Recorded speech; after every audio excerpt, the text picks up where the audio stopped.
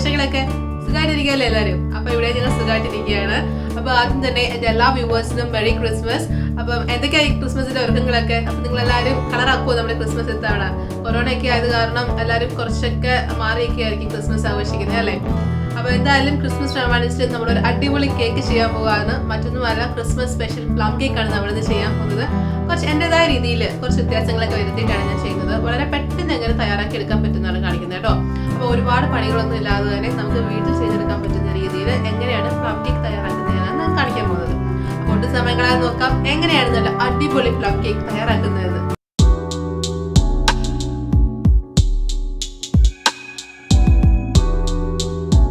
അപ്പൊ നമുക്ക് Christmas special plum cake ഉണ്ടാക്കാൻ തുടങ്ങിയാലോ? അപ്പൊ നമ്മുടെ ആദ്യത്തെ സ്റ്റെപ്പ് എന്ന് വെച്ച് കഴിഞ്ഞാൽ നമുക്ക് ഡ്രൈ ഫ്രൂട്ട്സിനൊക്കെ ഒന്ന് അതുപോലെ നട്ട്സിനെയും ഒന്ന് സോക്ക് ചെയ്തെടുക്കണം നമുക്ക്. അപ്പൊ അതാണ് നമ്മുടെ ഫസ്റ്റ് സ്റ്റെപ്പ്. അപ്പൊ ഞാൻ പെട്ടെന്ന് എങ്ങനെയാണ് സോക്ക് ചെയ്തെടുക്കുന്നത് കാണിച്ചു തരാൻ പോകുന്നത്. പലർക്കും ഉള്ള കംപ്ലൈന്റ് ആണ് അല്ലേ, പെട്ടെന്ന് സോക്ക് ചെയ്തെടുക്കാൻ പറ്റുന്നില്ല, ഒരുപാട് സമയം എടുക്കുന്നു പ്ലം കേക്ക് ഉണ്ടാക്കാനായിട്ട്. അപ്പൊ സോക്കിംഗ് ആണ് അതിൽ ഏറ്റവും കൂടുതൽ സമയം എടുക്കുന്നത്. അപ്പൊ അതെങ്ങനെ പെട്ടെന്ന് ആക്കിയെടുക്കാമെന്നാണ് ഞാൻ കാണിക്കാൻ പോകുന്നത്. അപ്പം നിങ്ങൾക്ക് വേണമെങ്കിൽ തലേദിവസം തന്നെ സോക്ക് ചെയ്ത് വെച്ചെടുക്കാം. തലേദിവസം നമ്മുടെ ഫ്രൂട്ട് ജ്യൂസിലോ ആൽക്കഹോളിലോ എങ്ങനെ സോക്ക് ചെയ്ത് വെക്കുക, ആ പിറ്റേ ദിവസം ആകുമ്പോഴത്തേന് കറക്റ്റ് ആക്കി എടുക്കും. അപ്പൊ നമുക്ക് കേക്ക് ഉണ്ടാക്കാൻ വളരെ എളുപ്പമായിരിക്കും. അപ്പൊ ഞാനിവിടെ ഡ്രൈ ഫ്രൂട്ട്സും നമ്മുടെ നട്ട്സും ഒക്കെ റെഡിയാക്കി വെച്ചിട്ടുണ്ട്. നമുക്ക് ബൗളിൽ ഓരോന്നോരോന്ന് ആഡ് ചെയ്ത് കൊടുക്കാം. ആദ്യം നമ്മുടെ കാഷ്യൂനട്ട് ആണ് ആഡ് ചെയ്യുന്നത്. അപ്പൊ കാഷ്യൂനട്ട് ഞാൻ ചോപ്പ് ചെയ്തെടുത്തതാണ്. അപ്പം ജസ്റ്റ് ഒന്ന് ചോപ്പ് ചെയ്തിട്ടുണ്ട്. അപ്പൊ നമുക്ക് ബൗളിലേക്ക് ആഡ് ചെയ്യാം. 1/4 കപ്പ് കാഷ്യൂനട്ട് എടുത്തിട്ടുണ്ട് ഞാൻ. അപ്പൊ ഞാനിപ്പോ കാഷ്യൂനട്ട് മാത്രമേ ചേർക്കുന്നുള്ളൂ. നിങ്ങൾക്ക് വേണമെങ്കിൽ ബദാം, പിസ്ത ഒക്കെ ചേർത്ത് കൊടുക്കാം കേട്ടോ. അപ്പൊ നിങ്ങളുടെ എന്തൊക്കെ ഡ്രൈ ഫ്രൂട്ട്സ് ഉണ്ടോ അതുപോലെ എന്തൊക്കെ നട്ട്സ് ഉണ്ടോ അതൊക്കെ നിങ്ങളുടെ താല്പര്യം അനുസരിച്ച് ചേർത്ത് കൊടുക്കാം. അടുത്തത് നമ്മുടെ കറുത്ത മുന്തിരി, ഉണക്കമുന്തിരിയാണ് ചേർക്കാൻ പോകുന്നത്. അതും 1/4 കപ്പ് ഞാൻ എടുത്തിട്ടുണ്ട്. അതുകൊണ്ട് നമുക്ക് ആഡ് ചെയ്ത് കൊടുക്കാം. ഇനി നമ്മുടെ ട്യൂട്ടി ഫ്രൂട്ടി എടുത്തിട്ടുണ്ട് ഞാൻ. അത് നമ്മുടെ 1/4 കപ്പ് എടുത്തിട്ടുണ്ട്. അതുകൊണ്ട് നമുക്ക് ആഡ് ചെയ്ത് കൊടുക്കാം. അപ്പൊ ചിലർ ഡേറ്റ്സ് ഒക്കെ ചേർക്കുന്നുണ്ട്. അപ്പൊ നിങ്ങൾക്ക് ഇനി ഡേറ്റ്സ് ചേർക്കണോ താല്പര്യം ഉണ്ടെങ്കിൽ ഡേറ്റ്സ് ഒക്കെ ചെറുതായിട്ട് കഷ്ണങ്ങളാക്കിയിട്ട് ഇതിലേക്ക് ചേർത്ത് കൊടുക്കാം. ഇനി വേറെ എന്തെങ്കിലും ഡ്രൈ ഫ്രൂട്ട്സ് ചേർക്കുന്നുണ്ടെങ്കിൽ അങ്ങനെ വേണമെങ്കിൽ ചേർത്ത് കൊടുക്കാം കേട്ടോ. അപ്പൊ ഞാൻ ഇതിലേക്ക് ചേർക്കാൻ പോകുന്നത് നമ്മുടെ ഓറഞ്ച് ജ്യൂസ് ആണ്. അപ്പൊ ഓറഞ്ച് ജ്യൂസ് ഞാൻ സാധാരണ ജ്യൂസ് എടുത്തിട്ട് നമ്മൾ ചൂടാക്കുകയാണ്. നന്നായിട്ട് ചൂടാക്കിയതിനു ശേഷമാണ് ഞാൻ ചേർക്കുന്നത്. അപ്പൊ നമുക്ക് ഒരുപാട് നേരം വെച്ചേക്കേണ്ട ആവശ്യമില്ല. അത് 20 തൊട്ട് ഒരു അരമണിക്കൂർ 20 മിനിറ്റ് ഒക്കെ മതിയാവും നമുക്കൊന്ന് സോക്കായിട്ട് എടുക്കാനായിട്ട്. അപ്പൊ നല്ല ചൂടാക്കിയ ഓറഞ്ച് ജ്യൂസ് നമുക്ക് ഇതിലേക്ക് ചേർത്ത് കൊടുക്കാം. അപ്പൊ ഞാൻ 1 കപ്പ് ഓറഞ്ച് ജ്യൂസ് എടുത്തിട്ടുണ്ട്. നമുക്ക് ഇതിലേക്ക് ആഡ് ചെയ്ത് കൊടുക്കാം. നമുക്കൊരു സ്പൂൺ കൊണ്ട് ജസ്റ്റ് ഒന്ന് മിക്സ് ചെയ്ത് കൊടുത്തിട്ട് നമുക്കൊരു 20 to 25 മിനിറ്റ്സ് കഴിഞ്ഞ് നമുക്ക് നോക്കാം. അപ്പൊ നന്നായിട്ട് സോക്കായിട്ടുണ്ടാവുകയെ. അപ്പൊ നമ്മുടെ ഡ്രൈ ഫ്രൂട്ട്സും അതുപോലെ തന്നെ നട്ട്സും നമ്മൾ സോക്ക് ചെയ്യാൻ വെച്ചിട്ടുണ്ട്. അപ്പം ആ സമയത്ത് നമുക്കൊന്ന് കാരമലൈസ് ചെയ്തെടുക്കാം നമ്മുടെ ഷുഗറിനെ. അപ്പൊ ഞങ്ങളുടെ 1/2 കപ്പ് പഞ്ചസാരയാണ് ഞങ്ങളുടെ കാരമലൈസ് ചെയ്യാൻ പോകുന്നത്. അപ്പൊ അതിനായിട്ട് ഞാനൊരു പാൻ വെച്ചിട്ടുണ്ട്.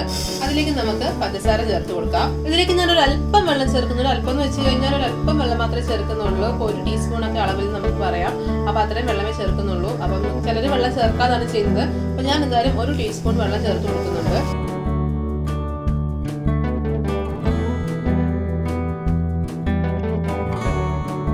നമ്മുടെ പഞ്ചസാര നന്നായിട്ട് മെൽറ്റ് ആയിട്ട് വരുന്നുണ്ട്. അപ്പം ലൈറ്റ് ഗോൾഡൻ ബ്രൗൺ ഒക്കെ ആയിട്ട് വരുന്നുണ്ട്.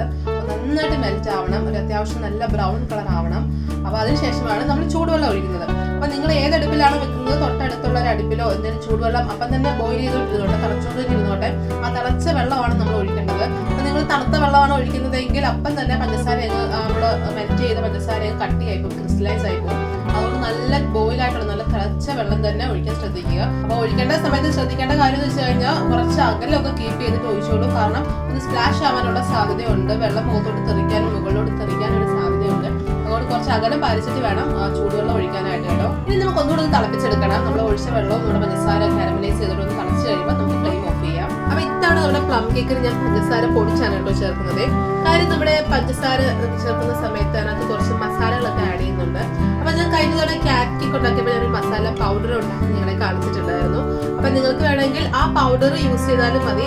അതല്ല എങ്കിൽ അപ്പൊ പഞ്ചസാര പൊടിക്കേണ്ട ആവശ്യമില്ല. മുട്ടയും പഞ്ചസാരയും കൂടെ ജസ്റ്റ് ഒരുമിച്ച് ബീറ്റ് ചെയ്തെടുത്താൽ മതിയാവും. അപ്പൊ അതല്ല നിങ്ങൾ ഇപ്പൊ പഞ്ചസാര പൊടിച്ച് ചേർക്കുവാണെങ്കിൽ അതിനകത്തോട്ട് മസാല ഡയറക്റ്റ് അങ്ങ് ചേർത്ത് പൊടിച്ചാൽ മതിയാവും. കാരണം ഈ പട്ട പൊടിച്ചതും അതുപോലെ ജാതിക്ക പൊടിച്ചതും എല്ലാവരുടെയും വീട്ടിൽ കാണണമെന്ന് നിർബന്ധമില്ലല്ലോ. അപ്പൊ ഇതാവുമ്പം പഞ്ചസാര പൊടിക്കുന്നതിന്റെ കൂട്ടത്തിൽ തന്നെ നമുക്ക് പട്ടയും നമ്മുടെ ജാതിക്കയും ഗ്രാമ്പും എല്ലാം പൊടിഞ്ഞു കിട്ടും. അപ്പൊ അതൊരു എളുപ്പ വഴിയാണ് ഞാൻ കാണിക്കുന്നത്. അപ്പൊ പഞ്ചസാര എന്ന് പറയുമ്പോൾ ഞാനിവിടെ 1/2 കപ്പ് പഞ്ചസാര ചേർക്കുന്നുണ്ട്. അതുപോലെ തന്നെ ഒരു ചെറിയ കഷ്ണം പട്ട, അതുപോലെ തന്നെ ഒരു ജാതിക്കയുടെ കഷ്ണം, ഒരു 2 ഗ്രാമ്പും കൂടെ ചേർക്കുന്നുണ്ട്. അടുത്തത് നമ്മുടെ പഞ്ചസാരയാണ്. പഞ്ചസാര നമുക്ക് 1/2 കപ്പ് പഞ്ചസാര കൂടെ ചേർത്ത് കൊടുക്കാം. ഇനി നമുക്ക് നന്നായിട്ട് പൊടിച്ചെടുത്തിട്ട് വരാമേ. അപ്പൊ നമ്മൾ പഞ്ചസാരയും നമ്മുടെ സ്പൈസസും ചേർത്ത് നന്നായിട്ട് പൊടിച്ചിട്ട് വന്നിട്ടുണ്ട്. തരിയൊന്നും ഇല്ലാതെ നന്നായിട്ട് പൊടിച്ചെടുത്ത് വന്നിട്ടുണ്ട്. ഇനി നമുക്ക് കേക്ക് മിക്സിംഗിലേക്ക് കടക്കാം. അപ്പൊ ഞാനൊരു ബൗൾ എടുത്തിട്ടുണ്ട്. നമ്മുടെ മിക്സിംഗ് ഒക്കെ ചെയ്യാൻ നമ്മൾ പോവല്ലേ, ഒരു ബൗൾ എടുത്തിട്ടുണ്ട്. അപ്പൊ ആദ്യം ചേർക്കുന്നത് മുട്ടയാണ്. അപ്പൊ ഞാനിപ്പോ മിക്സിയിലല്ല ബീറ്റ് ചെയ്തെടുക്കാൻ പോകുന്നത്, ഞാൻ അല്ലാതെ ബീറ്റ് ചെയ്തെടുക്കാൻ പോവാണ് ബൗളിൽ തന്നെ ഇട്ടിട്ട്. അപ്പൊ അതിലേക്ക് നമുക്കൊരു മുട്ട ചേർക്കാം. അപ്പൊ ഞാനൊരു വിസ്ക് വെച്ചിട്ടാണ് ബീറ്റ് ചെയ്യുന്നത്. അപ്പൊ നിങ്ങളുടെ വിസ്ക് ഇല്ലെങ്കിൽ നല്ല സ്പൂൺ ഉപയോഗിച്ചിട്ട് അല്ലെങ്കിൽ ഒരു ഫോർക്ക് ഉപയോഗിച്ചിട്ടാണെങ്കിൽ നന്നായിട്ട് ബീറ്റ് ചെയ്തെടുത്താൽ മതി. ഇതൊന്നും അല്ല, നിങ്ങൾക്ക് മിക്സ് ചെയ്യണമെങ്കിൽ നേരത്തെ കാണിച്ചു തന്ന പോലെ കഴിഞ്ഞ കേക്കിലേക്ക് കാണിച്ചു തന്നിട്ടുണ്ടായിരുന്നു.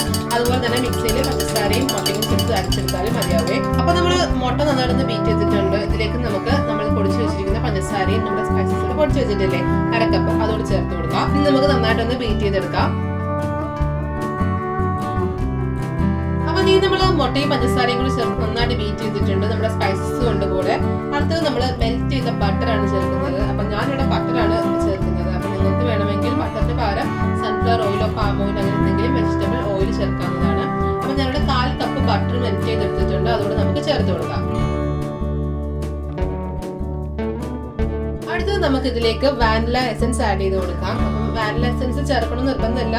അപ്പം ആ മുട്ടയുടെ ഒരു ആ മണം ഉണ്ടല്ലോ, അത് മാറാൻ വേണ്ടി നമ്മൾ വാനില എസൻസ് മെയിനായിട്ട് ആഡ് ചെയ്യുന്നത്. ഓൾറെഡി സ്പൈസസ് ഉള്ളത് കൊണ്ട് നല്ലൊരു ഫ്ലേവർ തന്നെ ആയിരിക്കും.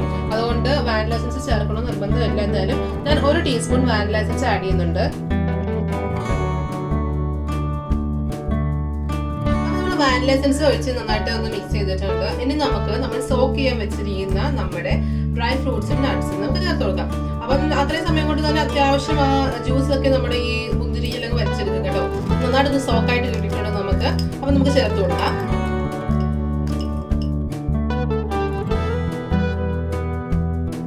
ഇനി നമുക്ക് നമ്മുടെ ഡ്രൈ ഇൻഗ്രീഡിയൻസ് എല്ലാം നമുക്ക് നമ്മുടെ ബൗളിലേക്ക് ചേർത്ത് കൊടുക്കാം. ഞാൻ ഓൾറെഡി നമ്മുടെ മൈദയ്ക്ക് ഒന്ന് അരിച്ചെടുത്തതാണ്, എന്നാലും നമുക്ക് അരിപ്പയെ കൂടെ ഒന്നുകൂടെ അരിച്ച് ചേർത്ത് കൊടുക്കാം. അപ്പൊ നമുക്ക് ആദ്യം നമ്മുടെ 1 കപ്പ് മൈദ ഇതിലേക്ക് ആഡ് ചെയ്ത് കൊടുക്കാം. അടുത്തത് നമ്മുടെ ബേക്കിംഗ് പൗഡർ ആണ്. Baking powder 1 teaspoon baking powder ചേർത്ത് കൊടുക്കാം നമുക്ക്. ഇനി നമുക്ക് ബേക്കിംഗ് സോഡ ചേർത്ത് കൊടുക്കാം. 1/2 ടീസ്പൂൺ ബേക്കിംഗ് സോഡ കൂടെ ചേർത്ത് കൊടുക്കാം. അപ്പൊ നമ്മുടെ ഡ്രൈ ഇൻഗ്രീഡിയൻസ് നമ്മൾ അരിച്ച് ചേർത്തിട്ടുണ്ട്. ഇതിലേക്ക് നമ്മൾ നേരത്തെ തയ്യാറാക്കി വെച്ച കാരമലൈസ്ഡ് ഷുഗർ അല്ലേ, അത് നമുക്ക് ചേർത്ത് കൊടുക്കാം. അപ്പം ഒരുമിച്ച് നമ്മൾ ചേർത്ത് കൊടുക്കണ്ട, കുറേശ്ശെ ചേർത്ത് കൊടുത്താൽ മതി. ഇനി നമുക്ക് നന്നായിട്ട് മിക്സ് ചെയ്തെടുക്കാം. നമുക്ക് വേണമെങ്കിൽ കൈ കൊണ്ട് വേണമെങ്കിൽ മിക്സ് ചെയ്തെടുക്കാം. അതല്ല ഇനി നമ്മുടെ വിസ്ക് ഉണ്ടെങ്കിൽ അത് വെച്ചിട്ടോ ഒരു സ്പൂൺ വെച്ചിട്ടോ ഫോർക്ക് വെച്ചിട്ടോ എങ്ങനെയാണെന്ന് വെച്ചാൽ മിക്സ് ചെയ്തെടുക്കാം കേട്ടോ. അപ്പൊ നമ്മുടെ ബാറ്റർ റെഡി ആയിട്ടുണ്ട്. അപ്പൊ നിങ്ങൾ കൺസിസ്റ്റൻസി കണ്ടോ, നമ്മൾ സാധാരണ കേക്കിൽ നിന്ന് വ്യത്യാസമായിട്ടാണ് പ്ലമ്മിന്റെ ബാറ്റർ ഇരിക്കുന്നത്. കുറച്ച് തിക്കായിരിക്കും, കാരണം നമ്മൾ ഡ്രൈ ഫ്രൂട്ട്സ് ഒക്കെ ആഡ് ചെയ്തുകൊണ്ട് തന്നെ കുറച്ച് തിക്കായിരിക്കും നമ്മുടെ ബാറ്റർ എന്ന് പറയുന്നത്. അതുകൊണ്ട് കുറെ ലൂസ് ആക്കാൻ നിൽക്കണ്ട. അപ്പൊ ഇതാണ് നമ്മുടെ ബാറ്ററുടെ കൺസിസ്റ്റൻസി എന്ന് പറയുന്നത്. ഇത് ഇങ്ങനെ നല്ല തിക്കായിട്ടിരിക്കും. എന്നാൽ ഒരുപാട് അങ്ങ് തിക്കല്ല, നിങ്ങൾക്ക് കാണാൻ പറ്റുന്നില്ലേ, നമ്മുടെ ഫ്രൂട്ട്സും നമ്മുടെ നട്ട്സും എല്ലാം കൂടെ അടങ്ങിയിട്ട് ഇങ്ങനെ ഒരു കൺസിസ്റ്റൻസി ആയിരിക്കും നമ്മുടെ ബാറ്ററിന്. ഇതിനാണ് നമ്മൾ കേക്ക് ടിന്നിലോട്ട് നമ്മൾ മാറ്റാൻ പോകുന്നത്.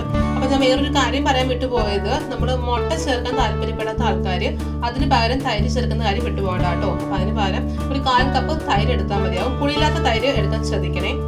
അപ്പൊ ഇനി നമുക്ക് നമ്മുടെ ബാറ്ററിനെ കേക്ക് ടിന്നിലോട്ട് മാറ്റാം. അപ്പൊ നമ്മുടെ കേക്ക് ടിൻ ഞാനൊരു റെഡിയാക്കി എടുത്തിട്ടുണ്ട്. അപ്പൊ നിങ്ങളുടെ കയ്യിൽ ഇപ്പൊ ബട്ടർ പേപ്പർ ഇല്ല എങ്കിൽ ഞാൻ ഫസ്റ്റ് കേക്കിൽ കാണിച്ചിട്ടുണ്ടായിരുന്നു. അപ്പം ഓയിൽ ഒന്ന് സ്പ്രെഡ് ചെയ്തിട്ട് ആ മൈദ ഒന്ന് തട്ടിയെടുത്താൽ മതി. അപ്പൊ നന്നായിട്ട് നിങ്ങൾക്ക് ഇളകി വരികയും ചെയ്യും, അടിയിലെങ്കിലും പിടിക്കത്തുമില്ല. അപ്പൊ നിങ്ങൾക്ക് വേണമെങ്കിൽ ഏത് ഷേപ്പിൽ വേണമെങ്കിലും നിങ്ങൾക്ക് നിങ്ങളുടെ കയ്യിൽ ഏത് ടിന്നാണോ ഉള്ളത് അതനുസരിച്ച് ഒഴിച്ചെടുത്താൽ മതി കേട്ടോ. അപ്പൊ റൗണ്ട് ആണെങ്കിൽ റൗണ്ട്, അപ്പൊ ഹാർട്ടോ എന്താണെന്ന് വെച്ചാൽ അതനുസരിച്ച് എടുത്താൽ മതി. അപ്പൊ ഞാൻ എന്തായാലും നമ്മുടെ ബാറ്റർ നമ്മുടെ കേക്ക് ടിന്നിലേക്ക് ഒഴിച്ചു കൊടുക്കാൻ പോവാണ്. അപ്പൊ നമുക്കൊന്ന് ടാപ്പ് ചെയ്തുകൂടെ കൊടുക്കാം. ഒരുപാടൊന്നും വേണ്ട, ജസ്റ്റ് 1-2 തവണ ടാപ്പ് ചെയ്തിട്ട് നമുക്ക് കടായിലോട്ട് മാറ്റാം. അപ്പൊ നമ്മുടെ ഈ കേക്ക് ടിൻ ഞാൻ ഇവിടെ പാനിൽ വെച്ചിട്ടുണ്ട്. നമ്മുടെ കടായിലാണ് ഇവിടെ വെച്ചിരിക്കുന്നത്. അപ്പൊ അടിയിൽ എനിക്ക് വേറെ പാൻ ഉണ്ട്, അതുകൊണ്ടാണ് ഞാൻ ഡയറക്റ്റ് വെച്ചിരിക്കുന്നത്. അപ്പൊ നിങ്ങൾ ഇപ്പം കടായി ഡയറക്റ്റ് വെക്കുവാണെങ്കിൽ അടിയിലോട്ട് തട്ടിട്ടതിന് ശേഷം മാത്രമേ വെക്കാവൂ. അപ്പൊ ജസ്റ്റ് അടച്ചു വെക്കുന്ന സമയത്ത് പ്രത്യേകം ശ്രദ്ധിക്കുക. ഗ്ലാസ്സിലാണെങ്കിൽ ഒരു എന്തെങ്കിലും കൊണ്ടൊന്ന് അതിന്റെ ഹോളൊന്ന് അടച്ചു വെക്കാൻ ശ്രദ്ധിക്കുക. അതല്ലെങ്കിൽ പ്രോപ്പർ ടൈമിൽ നമുക്ക് കിട്ടത്തില്ല, നമ്മുടെ അകത്തുള്ള ചൂടെല്ലാം പുറത്തേക്ക് പോകാൻ സാധ്യതയുണ്ട്. അപ്പൊ അതൊക്കെ ശ്രദ്ധിക്കുക. അപ്പൊ ഞാൻ നേരത്തെ പറഞ്ഞ പോലെ ഓവനിൽ വെക്കുന്നവരാണെങ്കിൽ ഒരു 180 ഡിഗ്രി സെൽഷ്യസിൽ 10 മിനിറ്റ് ഒന്ന് പ്രീഹീറ്റ് ചെയ്യുക. അതിനുശേഷം ഒരു 30 to 40 മിനിറ്റ്സ് എടുക്കും നിങ്ങൾക്ക് കേക്ക് റെഡിയായി കിട്ടാനായിട്ട്. ഒന്ന് പ്രിക്ക് ചെയ്ത് നോക്കുക. അപ്പം നിങ്ങൾക്ക് അറിയാൻ പറ്റും കേക്ക് എത്രമാത്രം വെന്തിട്ടുണ്ടെന്നും വെന്തോ ഇല്ലയോന്നും അറിയാൻ പറ്റും. കടായിലാണെങ്കിലും ഒരു 40 to 45 മിനിറ്റ്സ് എടുക്കും. അപ്പം നിങ്ങളുടെ ഉപയോഗിക്കുന്ന പാത്രത്തിനനുസരിച്ച് ഓവൻ അനുസരിച്ച് വ്യത്യാസം വരും, അത് ശ്രദ്ധിക്കുക. അപ്പൊ നമുക്ക് എന്തായാലും ഇത് കടച്ചു വെച്ച് നന്നായിട്ടൊന്ന് ബേക്ക് ചെയ്തെടുക്കാം. നമ്മുടെ കേക്ക് നല്ല സെറ്റ് ആയിട്ട് വന്നിട്ടുണ്ട്, നല്ലതായിട്ട് ബേക്ക് ആയിട്ടുണ്ട്, നന്നായിട്ട് വെന്ത് വന്നിട്ടുണ്ട്.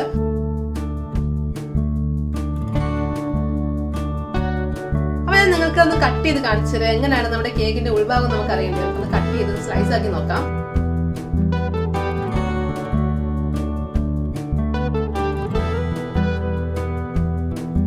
അപ്പൊ എങ്ങനെയുണ്ടായിരുന്നു നമ്മുടെ ഈ പ്ലം കേക്ക്? അടിപൊളിയായിട്ടില്ലേ? നല്ല സൂപ്പർ ടേസ്റ്റി ആയിട്ടുള്ള പ്ലം കേക്ക് ആണ് കേട്ടോ. ശരിക്കും ഞങ്ങൾക്ക് എല്ലാവർക്കും ഇഷ്ടപ്പെട്ടു പ്ലം കേക്ക്. നല്ലൊരു ടേസ്റ്റ് ആണ്. അപ്പം നമ്മുടെ ആ മസാല പൗഡർ ഒക്കെ ചേർക്കുന്ന കാണുന്നതിനുണ്ടല്ലോ നല്ലൊരു ടേസ്റ്റ് വന്നിട്ടുണ്ട് നമ്മുടെ പ്ലം കേക്കിന്. അപ്പൊ എല്ലാവരും ട്രൈ ചെയ്ത് നോക്കുക ഈ രീതിയിൽ. നിങ്ങൾ ആരെങ്കിലും ചെയ്തിട്ടില്ലെങ്കിൽ വളരെ സിമ്പിൾ ആണ്. ട്രൈ ചെയ്ത് നോക്കുക. ട്രൈ ചെയ്ത് നോക്കിയിട്ട് നിങ്ങളുടെ അഭിപ്രായങ്ങൾക്ക് കമന്റ് ബോക്സിൽ ഇടാൻ ആരും മറക്കരുത്. വീഡിയോ ഇഷ്ടമായി കഴിഞ്ഞാൽ ലൈക്ക് ചെയ്യുക, ഷെയർ ചെയ്യുക. നിങ്ങൾ എല്ലാവരുടെയും സപ്പോർട്ട് ഉണ്ടാകണം. അപ്പോൾ ഒന്നുകൂടെ എൻ്റെ എല്ലാ വ്യൂവേഴ്സിനും ഹാപ്പി ക്രിസ്മസ്. അടുത്ത വീഡിയോ ആയിട്ട് നമുക്ക് വീണ്ടും കാണാം. അതുവരെ ബൈ, ടേക്ക് കെയർ. രുചിയുടെ വർണ്ണങ്ങൾ നിങ്ങളുടെ മനസ്സ് നിറയ്ക്കട്ടെ. സ്നേഹത്തോടെ റോഷ്നീസ് ഫുഡ് ആൻഡ് ലൈഫ്.